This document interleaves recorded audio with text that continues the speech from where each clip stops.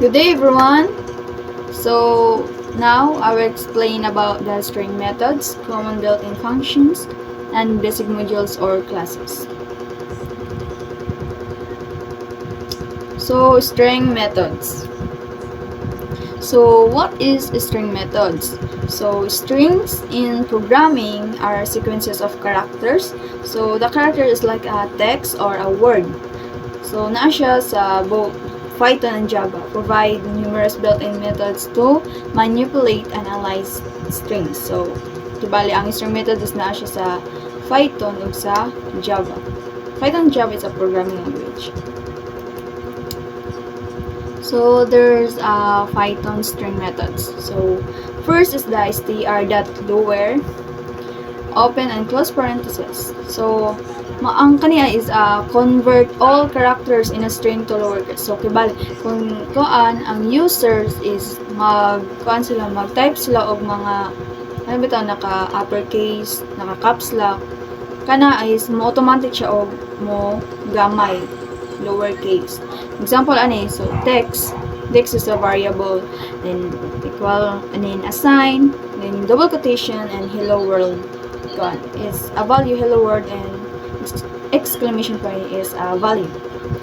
So kung ato siya i-print, print, then open parenthesis, text is the variable that lower. So dire para mugamay siya. Then paano yun? Close open parenthesis, then close parenthesis. So ang output niya is, diba, tahay mo sulat ko og hello world nga naka-caps lock. So ang iyahang result is manggamay tanan. Press aning hello world. Then sa ikaduha, str dot ang str mo na siya ang string. Igamay lang siya. Str pag sa Python. Then dot is strip, then close and open parenthesis. So ang strip of open and close parenthesis is mo na siyang mag-removes leading a trailing white space or specified characters. So mo na siya text variable, then mo to siya ang iyahang value.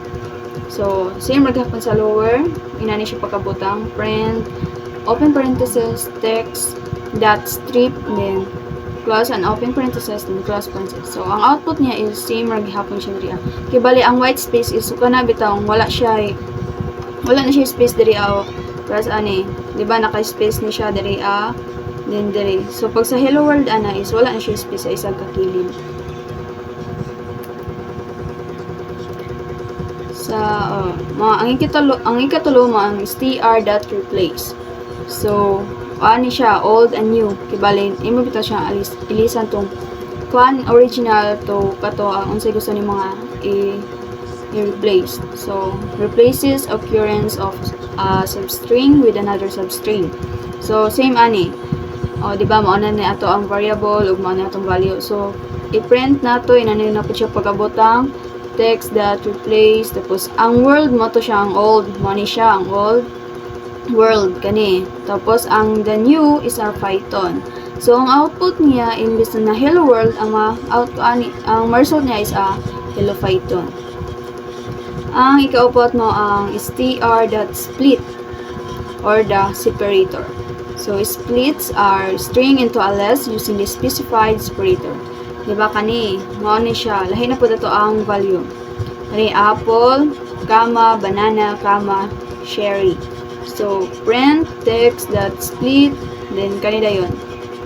Double quotation, double quotation. So ang output niya is nakaina ni siya braces bani, then single quotation apple, single quotation banana, single quotation cherry, then kanina yung braces. So Java strings. So Java di ba ang sa Python is that lower. Pag sa Java mo ni siyang to lowercase. Kani to lowercase na siya. So convert all characters in a string lowercase. So same magapon sa Python. Pero lahi lang siya pagkabutang. So string, di ba need data og data type basta sa Java. Then variable, then value. So pag print niya text, this is the variable. So ibutan na to diri. That to lowercase, kani open and close parenthesis, then close parenthesis, kada yan, semicolon. So ang output niya is hello world.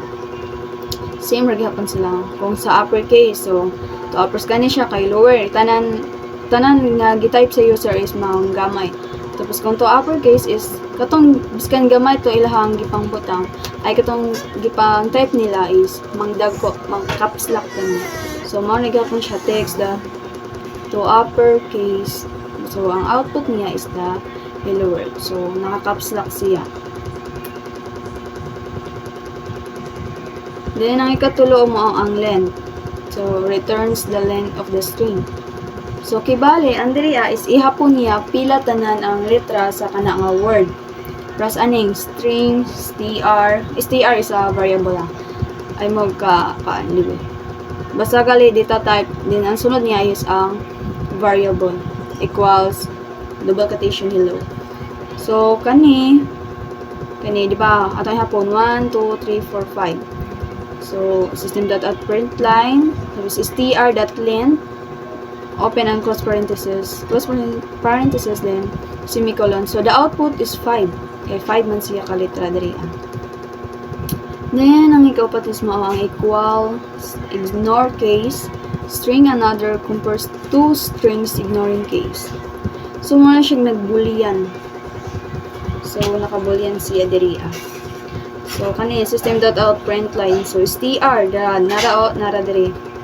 Mo ni siya ang variable. Then equal ignore case. So hello mura kibalik kung paan. Kung si hello ba is naa diri sa variable nga str. So the output is true. So kay namin siya. Then nanata sa common built-in functions. So common built-in functions, both Python and Java provide built-in functions or methods that simplify programming tasks. Below are some essential ones. So len, sa Python built-in function siya. Sa len, len. Pinaka is ang len, open and close parenthesis, returns the length of an object. So same maghapon kung sa Java is length, kailangan siya, tanan bitang nga word, ibutang. Kani is pinagamay lang siya len, hello, output 5. So yan siya pagkabutang, print, open parenthesis len, tapos kato dayon tong literal string, the double quotation, bukan siya double quotation because it's that string. So ang output niya is a 5. Then type, open parenthesis and close parenthesis, returns the type of an object. Kibali ang diri imo siya makon kung unsa nga klase kana nga value, unsa klase nga siya nga data type.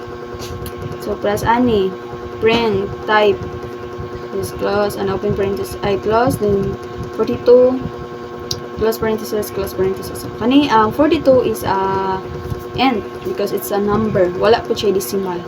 So ang output niya, ang iyang data type is mao ang int. So plus int mo na siya ang iyang result. So ang input open and close parenthesis, so takes a user's input as a string.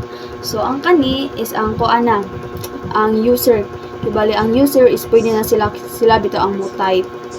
Okay, so ang ato ibutan diri is ang variable, the name, then equal sign, then input. So but na siya input, then equals enter your name. So kani is ang user is maka-type na siya. Then ang print ayon hello. Kung kadiri print hello. Okay, print hello so ang if is a format para bitaw ma-execute ning atong curly bracket nga name, which is mao ni ang variable. So ang mo result ani is hello, din ang gi-type sa user mo ni siya diri is mao ang mabutang dito So Java built-in method. So length. So mao to akong giingon na returns the length string or array. So paano niya kung pila diri ang answer word. Pila ang yahang letra. Tapos ang kaning System.out print line prints a message to the console. Kani is pina-shortcut siya. Dili na siya need og mga data types. Ay, lagi data types. Tapos, dili na siya need og variable. So, kibali, wala siya. Yang pina-shortcut. So, system.out.print line. Then, double quotation, hello world. So, kung unsay nabutan nila is more jud ang execute. Maura ang ma-result kibali. So, ang ikaduha, ang ikatulo is ang scanner class with user input. So, kani, ang scanner class is before ta makakuan, di ba, ang sa Java, sa Python is buti na nato siyang input is makakuha na dahil ang user makatype. Sa Java is daghan pa siya tunings. So, pinakauna, sa first line is ato siyang buti na scanner class. Scanner class, ang ibutan, dili, kani, ang first na ibutan nato is import java.util.scanner then semicolon. So, kani nato ibutan. Tapos, ang katong ikaduha is mo itong kailangan sa Java jud need katong public class, yes. So, on, blah. So, paghimo na to og user input is kani, need na to siya ginat. Scanner, then ang iato ang name sa ato ang scanner object. Pwede na to bisan sa ato ibutang input, your name, bisan sa depende na nimo, then equal new scanner, open parenthesis system.end, then close parenthesis, then semicolon.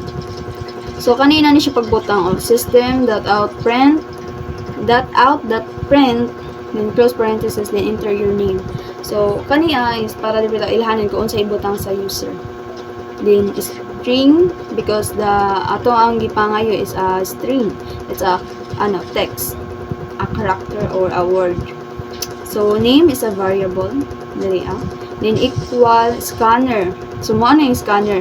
Mo na siya ang ato ang pangalan sa ato ang scanner object.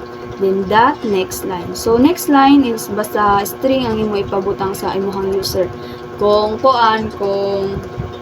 number is ang ibutang nila is next end. So not system.out.print line hello, this literal string, then plus basta di ba ato siya isumpay sa Java is yung plus atong gamit. Plus name plus exclamation point. It's a literal string. And then sa basic modules or classes. So, refers to foundational components in programming that provide reusable functionality. Modules and classes help organize and structure code, making it easier to manage and reuse. Here an explanation of each. So, random generates random numbers. So, import random. Moto siyang import random katulito. Depende na sa icon. Random na siya maghatag og number. Ipali print random. Ang random is is a name of your random. Para sa itong scanner object, kani kayo mga random object. Basta name na niya. Kibali variable. Then that run n. Then kanila yung open parenthesis, then 1, comma 10. So kani ang 1 o 10 between ra ana is random na siya maghatag og number. Java libraries and classes. So random class generates random number. So, di ba, sa Python, inato naman to pagbutang, import random. So, sa Java is random class. Kani, di ba kung sa scanner, import java.util.scanner. But sa random is import java.util.random, then semicolon. So, inani na po siya random, tapos ang iyang variable or the name of your random is a random. Depende na mo kung sa imo ibutang. So, equals new random name. Open and close parenthesis. So, there is system.out.print line. Then, open parenthesis, random, next, and so, inani siya. Close parenthesis, then open parenthesis 10, then close parenthesis plus 1. So, the output is random integer between 1 and 10. So, same again. Between 1 and 10, depende kung sa ihatag na number. And that's all, and thank you. Bye-bye.